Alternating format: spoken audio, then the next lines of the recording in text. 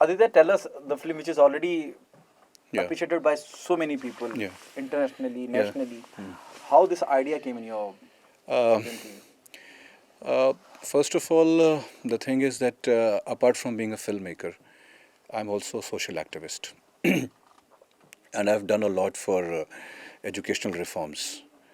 और शिक्षा के क्षेत्र में रिफॉर्म लाने के लिए मैंने काफ़ी काम किया है. तो मैं हमेशा से शिक्षा के ऊपर और एजुकेशन के ऊपर एक फ़िल्म बनाना चाहता था.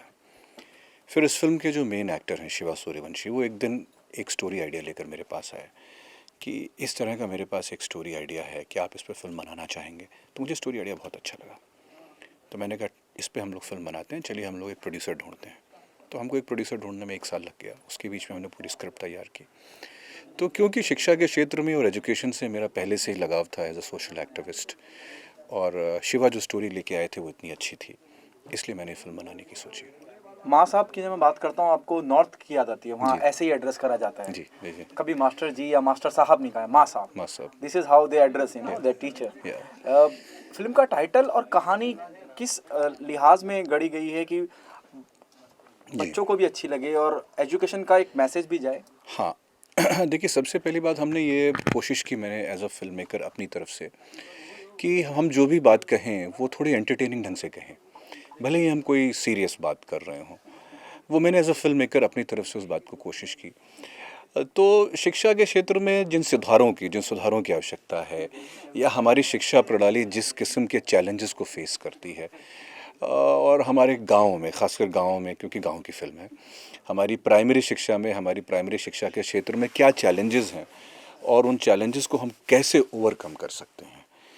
तो इन सारी चीज़ों को एक एंटरटेनिंग ढंग से हमने दिखाने की इस फिल्म में कोशिश की है. तो एज अ फिल्म मेकर मैंने ये कोशिश की है सर कि ये चीज़ बहुत मैसेज ओरिएंटेड जाए, लेकिन एक एंटरटेनिंग वे में जाए. Preachy लोगों ना को, लगे. हाँ, लोगों को ये ना लगे इट शुड नॉट ज्ञान बी नहीं दे रहा है. प्रीची कि ये नो बैठा के हमको उपदेश दे रहा है. No no no no, that should not be there. अच्छा, विद ऑल ड्यू रिस्पेक्ट, हमारे यहाँ इतना सब कुछ होने के बावजूद बच्चों पे या पढ़ाई लिखाई के इर्द गिर्द बड़ी चुनिंदा और बड़ी कम फिल्म बनती हैं, और जो बनती भी हैं उनको पीछे से बैकअप नहीं मिलता जो मिलना चाहिए, चाहे वो सरकार की तरफ से हो, केंद्र सरकार की तरफ से हो या स्टेट गवर्नमेंट की तरफ से हो. There very few film which is made on education, made about children, for the children. Sir, I think that today we are living in a corporate structure. Corporate structure के अपने कुछ goals होते हैं, उनके अपने कुछ मिशंस होते हैं.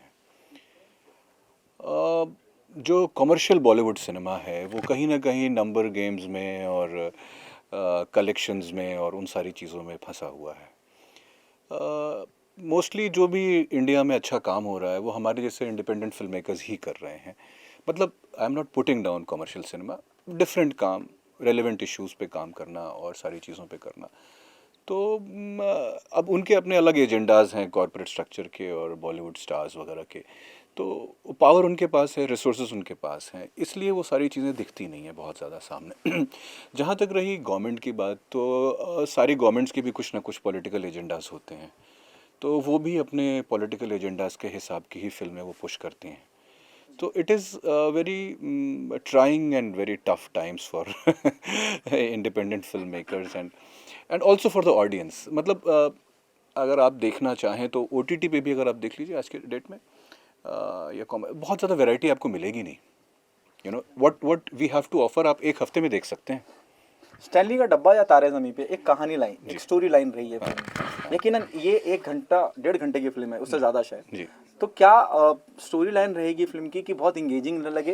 हालांकि मैं जब पोस्टर देखता हूँ मुझे बहुत सारे बच्चे नज़र आते हैं, और एक शिक्षक की कहानी और उसका पढ़ाई लिखाई, एजुकेशन के प्रति प्रेम, और उन बच्चों तक वो पहुँचे जो वो चाहते हैं एजुकेशन की. जब हम बात करते हैं, क्या स्टोरी लाइन रहेगी जो इंगेजिंग रहेगी, लोगों को बांधे रखेगी? देखिए, मैं फिर एज अ फिल्म मेकर बोलूँगा, जो लोग फिल्म देखेंगे उसके बाद मेरे बारे में जो भी ओपिनियन रखें, हमारे पास देखिए ना, प्रमाइसेस बहुत लिमिटेड रहती हैं जब भी हम कोई सिनेमा बनाना चाहते हैं, चाहे कमर्शियल सिनेमा हो, चाहे एक ऑफ द बीट सिनेमा हो. हमारी पूरी लड़ाई ये होती है कि हम उस प्रमाइस को, उस सिचुएशन को नए ढंग से कैसे दिखा सकते हैं, उसको हम क्या नया ट्रीटमेंट दे सकते हैं, उसमें हम कौन सा नया पर्सपेक्टिव ला सकते हैं. ये मेरे हिसाब से हमारी लड़ाई उसी में होती है। तो अगर ऐसे आप कहेंगे तो कहानी तो बहुत लीनियर है कि एक आईएएस ऑफिसर है जो अपना जॉब छोड़ देता है, उसको लगता है कि भाई मुझे कुछ करना चाहिए कंट्री के एजुकेशन सिस्टम के लिए, और वो छोटे से गांव में जाके पढ़ाने लगता है। ऐसे तो कहानी बहुत लीनियर है, लेकिन हर सीन में कुछ ट्रीटमेंट देने की कोशिश की गई है ताकि एक पर्सपेक्टिव नज़र आए, एक अलग चीज़ नज़र आए, एक अलग डायलॉग्स नज़र आए, अलग तरह के लोग, अलग कैरेक्टर्स नज़र आए। तो इस तरीके से मैंने ट्रीट करने की कोशिश की है। ऐसा नहीं है कि सारे सीन्स बहुत नॉवल हैं, कि ऐसे सीन देखे ही नहीं गए, ऐसा कुछ नहीं है। अपनी तरफ से as a director, as a writer, हमने ये कोशिश की है कि उन चीज़ों में कुछ नयापन ले आए। जैसे आपने कहा ना वेरी लाइटर नोट, और यहाँ से मैं ख़त्म भी करना चाहूँगा अपना इंटरव्यू सेट, पॉलिटिकल एजेंडा होते हैं जब हाँ। जिस प्रोडक्ट को या जिस फिल्म को, कंटेंट को वो पुश करना चाहते हैं, अगर फिल्म में पाल नरेंद्र होते तो पुश हो जाती। नहीं नहीं, मैं इस बिल्कुल बिल्कुल उस तरफ नहीं जाऊंगा। नहीं नहीं, वो एक गलत बात है। मेरा कहने का मतलब किसी को ऐसा लेकर वो नहीं था। What I am trying to say is that हर आइडियोलॉजी का, और उनका हक भी है, हर आइडियोलॉजी का, हर पॉलिटिकल पार्टी अपने हिसाब से चीज़ों को मैनिपुलेट करती है अपनी लीनिंग्स के हिसाब से। सो उनका हक भी है, और हमको कोई इससे प्रॉब्लम नहीं है। Do you think the responsibility, sense of responsibility goes up when you awarded with so many awards?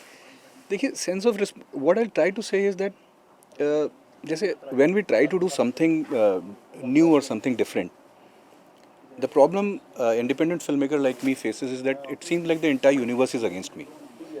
जो एक ईज़ ऑफ डूइंग वर्क है, वो शायद हमारे वर्क कल्चर में थोड़ा सा कम है। शायद you can say that atmosphere around the country, और you know that ease of creating something which you want, you know it's not that easy for us. इतना इतना आसान नहीं है। Thank you so much sir. मैं चाहूँगा इस film के अंदर आपके किरदार के बारे में, और आप कैसे हिस्सा बने। मेरा किरदार एक अध्यापक का है जो आईएएस की नौकरी छोड़कर बच्चों को पढ़ाने आया है, और बहुत ही अलग किरदार है। मेरी पहली फिल्म है एज ए लीड एक्टर। इससे पहले मैंने थिएटर से शुरुआत की अपनी अभिनय की, और ये एक अध्यापक की कहानी है। क्या रेफरेंसेस लिए थे आपने? जब मैं आईएएस की बात करता हूँ मुझे अरविंद केजरीवाल याद आता है, जो इनकम टैक्स ऑफिसर थे लेकिन वो कराची में आ गए। आपने कोई रेफरेंसेस लिए हैं? रेफरेंसेस लिए हैं, वो बैक स्टोरी हमने फिल्म में दिखाई नहीं है, लेकिन हमने रेफरेंसेस ऐसे लिए कि एक व्यक्ति है, हमने दिखाया कि एक दलित अध्यापक है, और इसको ऐसा लगा कि जो समाज की कुरीतियाँ हैं और जो बच्चों को जिस परिश्रम के साथ वो पढ़ के आगे बढ़ा है, तो वो चाह रहा था कि मेरी तरह दूसरे बच्चे भी उनको इतनी आसानी से शिक्षा उपलब्ध हो और उसकी मजबूती से शिक्षा हो, इसलिए उसने आईएएस की नौकरी छोड़कर शिक्षक बनने का सोचा। बहुत सी फिल्में आती हैं, आई हैं हिंदी फिल्म जगत में, तारे ज़मीं पे हो, स्टैंडली का डब्बा हुआ। माँ साहब को आप किस तरह से अलग मानते हैं बाकी फिल्मों से? जब मैं बच्चों की फिल्मों की बात करता हूँ, मैं या एजुकेशन की बात करता हूँ। माँ साहब कहानी, माँ साहब फिल्म अलग इसलिए है कि वो जो स्टैनली का डब्बा या तारे ज़मीन पर जो फिल्म है, वो एक बच्चे के पर्सपेक्टिव से दूसरे इश्यूज़ पे फोकस किया गया है। यहाँ पे मूल रूप से शिक्षा पे फोकस किया गया है फिल्म पे, कि प्राइमरी एजुकेशन जो कि सीढ़ी है, पहली सीढ़ी है बच्चों को आगे बढ़ने के लिए। अगर वो जड़ है बेसिकली कहा जाए, तो अगर वो जड़ मजबूत होती है तो बच्चा आगे बहुत अच्छा कर सकता है। तो हमने मुख्य रूप से शिक्षा पे इसमें ध्यान दिया है और प्राइमरी एजुकेशन पे ध्यान दिया है। ग्रामीण परिवेश में जो विद्यालय हैं उन पे ध्यान दिया है। देखिए, फिल्म हमेशा लोग मनोरंजन के लिए देखने जाते हैं, किस तरह से इस बात का ध्यान रखा गया है कि दर्शकों का मनोरंजन भी हो और एक इम्पॉर्टेंट अहम बात भी कह दी जाए? इसका हमने पूरा ध्यान रखने की कोशिश की है, और हमारे निर्देशक आदित्य ओम जी ने इसको बहुत अच्छे से निर्देशित किया है। उसका बहुत अच्छा विज़न क्रिएट किया इसका, और एज एन एक्टर मुझे उसमें बहुत आसानी हुई जब उन्होंने पूरा विज़न बताया कि इसको कैरेक्टर को ऐसे रखना है और इसको प्रीची नहीं रखना है, ताकि लोग जुड़े भी रहें और उनको ये भी ना लगे कि हमें ज़बरदस्ती मैसेज दिया जा रहा है। तो इसका आदित्य जी ने पूरा ध्यान रखा है, और हमने भी उसको अच्छे से करने की पूरी कोशिश की है। माँ साहब जब मैं सुनता हूँ मुझे नॉर्थ इंडिया की याद आती है। नॉर्थ में मास्टर जी या मास्टर साहब नहीं, माँ साहब ही कहा जाता है, वैसे एड्रेस करा जाता है। जी, ये टाइटल फिल्म का किसका जी आइडिया जी था? जी। तो जैसे कि कहानी फिल्म की मैंने लिखी है, और मुख्य अभिनेता का रोल निभाने के साथ साथ, तो मैं बुंदेलखंड से हूँ। वहाँ पे हम अपने अध्यापक को माट साहब बुलाते थे। तो इसीलिए हमने सोचा कि इसका माट साहब ही नाम रखते हैं फिल्म का नाम। तो उस बैकग्राउंड की होने की वजह से मैंने फिल्म का नाम माँ साहब रखा। क्या आप मानते हैं कि नॉर्थ में ज़्यादा, जब मैं इंटीरियर्स की बात करता हूँ, मैं गांव देहात की बात करता हूँ, वहाँ शिक्षा की ज़्यादा समस्या है आज की तारीख में भी? वो ढांचा थोड़ा सा गड़बड़ है, इसीलिए ऐसा लगता है, वो सही है।